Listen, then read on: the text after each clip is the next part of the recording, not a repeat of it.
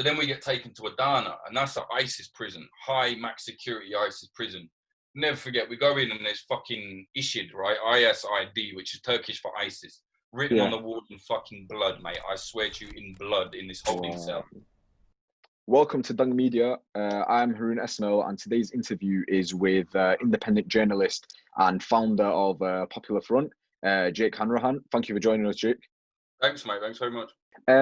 So just one question on the YDG-H. There was so when they were on the rise, and they enjoyed quite popular support from a lot of Kurds in Turkey, and you know the conflicts were quite big. What do you think? What do you think of those that participated in the struggle? So for anyone that doesn't know, I can't really talk about it properly because I was arrested whilst reporting on this, charged with terrorism. Obviously, I'm not a terrorist, but we know how things work in that country. We want to be free media. Anyway, and my case is ongoing, so I don't really want to talk on that. But it's like it's hard. So basically, you had to look at the situation as it was, right? I mean, I think it was something like in southeast Turkey, which is traditionally for the Kurds is Bakur, right? It's North Kurdistan, right? So it's like millions of Kurds live in southeast Turkey, predominantly Kurdish area. Employment for the youth down there was 3 times worse than it was anywhere else in Turkey. So that was the first thing, right? So already the youth have got no fucking work, and we all know what happens when young men don't have a lot of work. And there's so many young men and women, but so many young men in southeast Turkey, young Kurdish men, and they all grew up with the PKK fighting around in the mountains around there. You know, Jizra, there was massacres there in I think 1994. So all of these youth, they call them down there the youth of the storm, right? It's like the youth that grew up not in the mountains, that grew up in the urban areas, but with all of that around them. I think that's what it kind of, right? So obviously they're all revved up and they know about this from day one, from being a kid. They know about the revolutionary struggle of whatever, you know, they're hearing all of this. And of course they've seen with their own eyes the deep persecution of Kurdish people within southeast Turkey, within Turkey. You know, anyone that denies that is an issue is out of their mind. And so obviously they're already pissed off. You would be fucking fuming. So they grow up like that, and then they get to the point where Rojava happens, right? So, you know, the YPG are they're fighting against ISIS in northeast Syria or Rojava, you know, Western Kurdistan. So they're all fighting, and they've like kicked out the regime, like disgusting, brutal Assad regime, who was also brutally oppressed the Kurds for God knows how long as Hafez was around. So that's all happened. So they're seeing like, wow, the YPG, who were, you know, essentially were a wing of the PKK when they first started, is very different now. There's actually more Arabs in the YPG than there are Kurds. So they see that happening on the fucking border. Like you can see Kobani from from Jizra, I think, or is it? I can't remember. I don't know, but you can see Kamishli. Kamishli is separated with Nusaybin by a fucking wall. It's essentially the same city. So they're seeing fighting and ISIS, and then they see that like, wow, our people are free in northeast Syria now, in Rojava. So they're like, we need some of this. We need to fight like how the YPG do. And this isn't just me. Like they told me this. They told me this when I met them. They're like, we're trying to emulate what the YPG are doing down here. So they obviously, you know, there was a ceasefire in Turkey, and they had, you know, historic ceasefire, which was good at the time. It's actually holding all right. But then it's the youth kind of, as young men do, as young women do, when they're in that situation, they said, no, we want a bit more. We want to enjoy our freedoms more. We want to open an autonomous zone. And that's what they were calling it at the start. So they're like, right, we need an autonomous zone. We want our own fucking rules. They're saying it's not good enough to just kind of be allowed to put our flags up. We want to be able to like thrive. So, and also, actually, I should backtrack as well. Also, there was a big problem at the start, which goes underreported, where the Hudapar, you know, like the Islamist, like hardline Islamist Kurdish party in Turkey. Hudapar had quite a hold in Jizra in southeast Turkey at the time. And there was also like a lot of gangs were operating there. So the YDG-H were like, look, we want to take over the area. We want to get rid of the gangs. We want to get rid of the Islamists, because that's obviously complete opposite of what they believe in, you know. So they were like, fuck it. They get their rifles. Everyone's got a rifle down there, and the PKK had buried rifles everywhere. So they got rifles, and there's a lot of people say the PKK started the YDG-H and that was it. That's not true. They came up, obviously the PKK knew that they were going on there. There's PKK all over Jizra, like living there, operating there, and no, plain clothes, secretly, whatever. So they knew, they certainly helped a few of them. But when it first started, it was more like the youth just saying, no, we're going to do this. And obviously the PKK were like, go, good for it. Like, we'll help you with some weapons and that. But it was like their own initiative to start with. I know this because I was there at the very fucking start, and I saw that all the fucking kids were kids. You know what I mean? Eventually I came back in 2015 when the war was on, and I met a lot of adults, you know, from the mountains. But at that time, it was very much the youth. So they set up roadblocks. They started, like, they stole a JCB. They dug trenches in the ground to stop the police couldn't drive in, you know? Yeah. And all these gangs would turn up and they would fucking shoot the gangs. And I remember when I first turned up in Jizra in 2014 in January, just after Umit Kher, you know, God rest his soul, after he was shot there.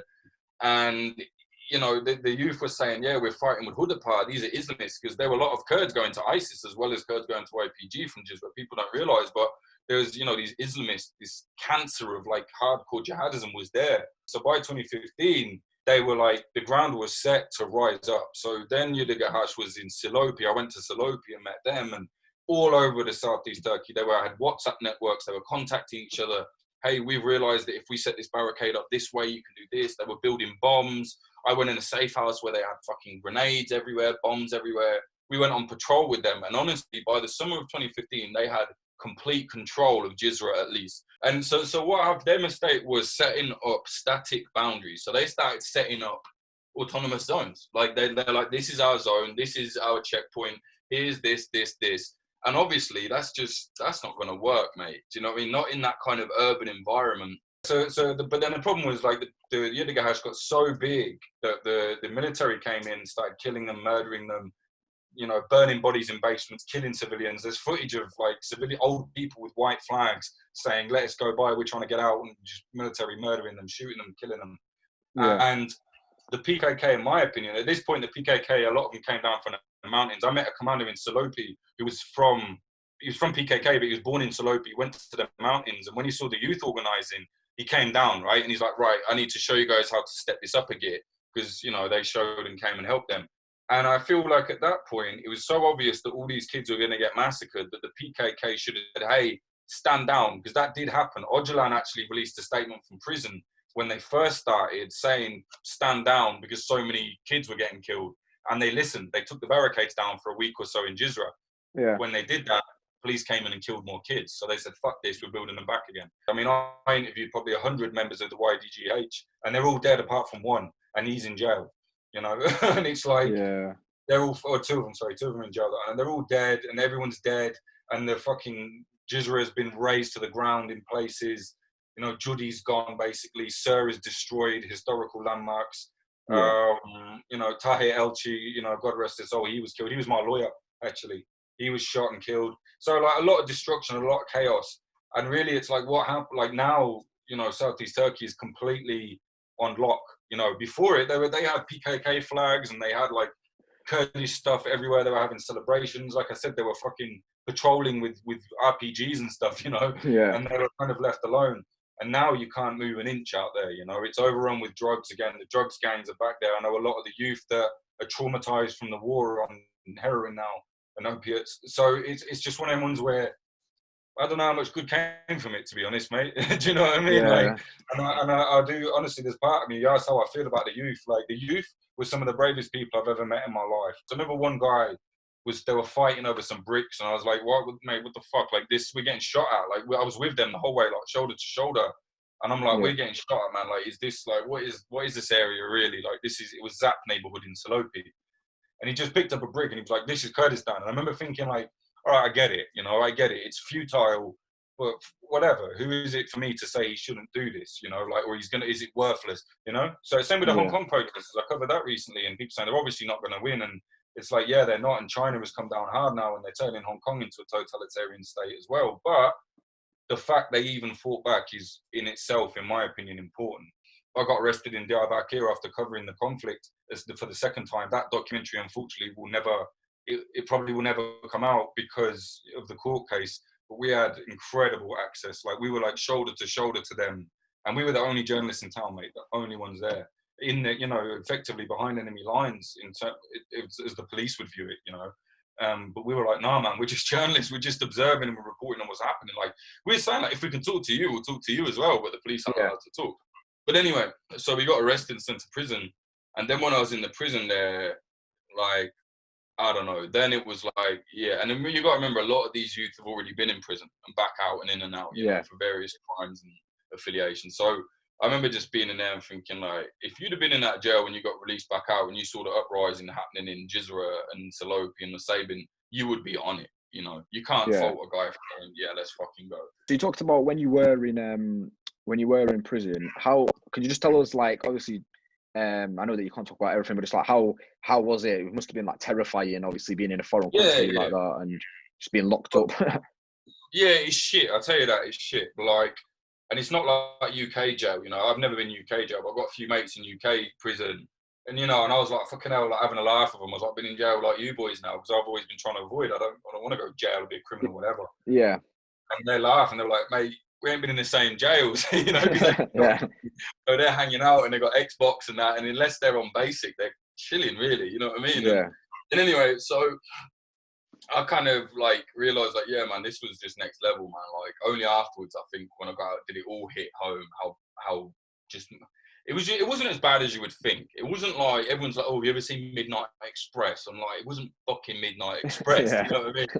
We weren't getting tortured, like, but it was very, very. I can't believe I even lived through it, man. Like, you're thinking about it, it's like, how the fuck did I end up there? You know, because when they arrested us, they accused us of being members of ISIS.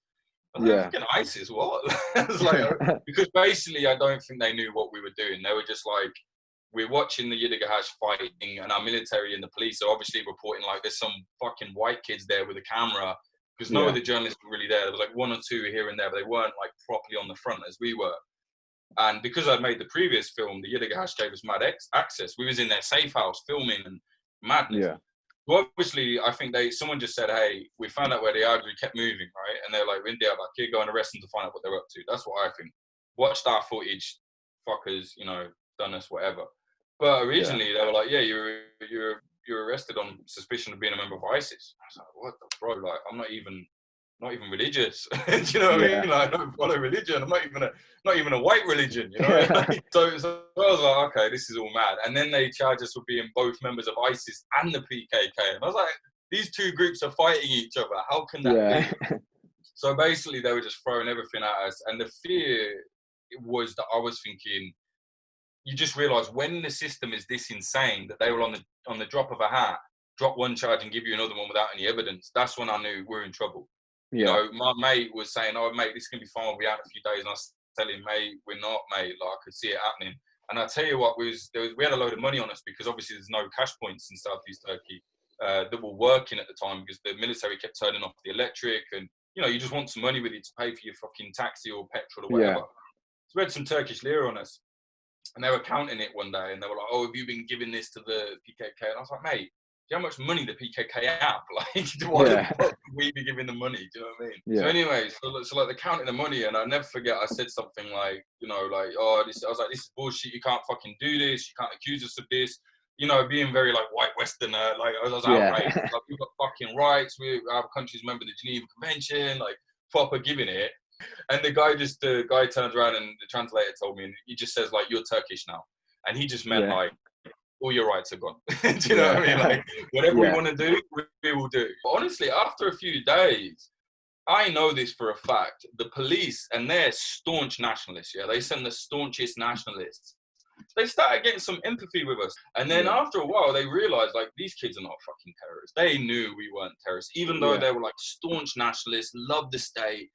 Most of them were, like, openly telling you that they hated all Kurds. One guy was telling me how much he hated Armenians. I was like, I'm not even Armenian, what the fuck?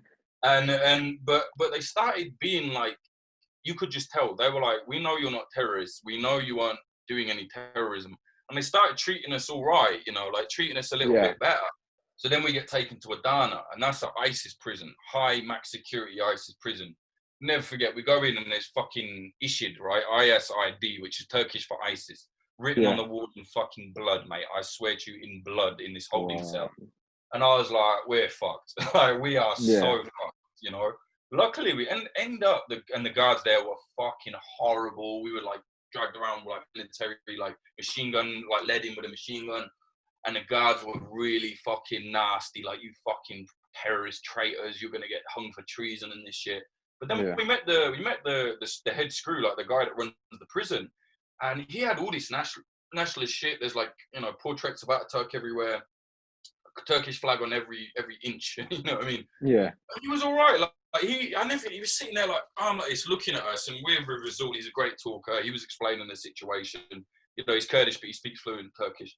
He was our Yeah. translator, I should say. So we're in prison with him, obviously, and the guard just clocks like, I think he says something like, "I don't know what you've done, but I know you're not terrorists." And I remember thinking, cool, that's fair. I mean, he said, "I'll put you in one of the better cells. So I'll tell you what, I'll put you in a nice cell." This cell was like fucking hell. So I don't want to see the bad cells, you know, like. Yeah.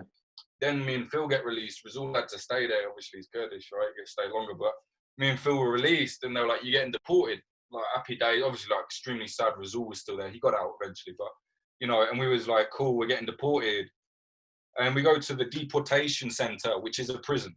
And then we was in prison with ISIS, but they were all ISIS volunteers from other countries. So they were most of them were Chechen. There was a guy from Tajikistan. There was a guy from like Somalia. So all these guys are from like, have been caught basically coming over the border in Turkey, arrested and put into this deportation prison just to be sent back to wherever they're from. Most of them actually, I found out, got let go, got released. So we were with a lot of ISIS in there, but then also there was a load of Afghan refugees as well, and Iranian refugees who also would come over the border, but not as fucking ISIS, just to, you know, for a better life.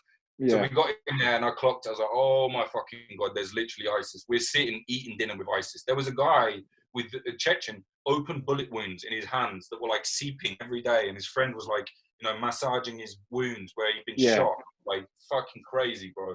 But it was like something amazing, man. It was just like, like I said, it was like 10 lifetimes all at once. Do you know what I mean? It was unbelievable, mate. And in the end, you know, it fucked me up for a long time, I'll be honest with you. I couldn't watch a film that had anything to do with the prison for about a year because it just put me on edge, mate. Do you know what I mean? It put me on edge. I was like, nah, fuck all this. And I'd like fucking shit myself, get out of bed at like every morning. Now I'm all right, I'm gone now. But now I would say, despite all that, overall, it was a good experience. It was a good life experience. And I feel like it helped me with my journalism because I got to really see what it's like. Do you know what I mean? I remember some of my Kurdish friends, when I got back, they said, now you're Kurdish. And I said, nah, man, I'm a fucking Brit. Like, fuck off. I hate people that try and be like, oh, I'm this. You know, you should be yourself.